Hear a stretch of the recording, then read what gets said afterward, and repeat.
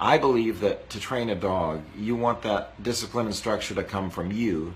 It deepens your bond with your dog. It deepens your lessons, and it helps you create a parent-child relationship, a leader-follower relationship with your dog. And you'd be amazed when your dog thinks that you're the alpha, when your dog focuses on you being the alpha.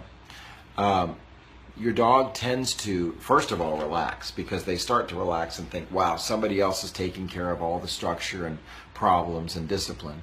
And then they don't have the pressure of being security guard or making all the rules. Oftentimes when you're a firm, fair leader, that dog just relaxes and looks to you for what to do instead of looking to themselves for what to do, which puts a lot of pressure on them.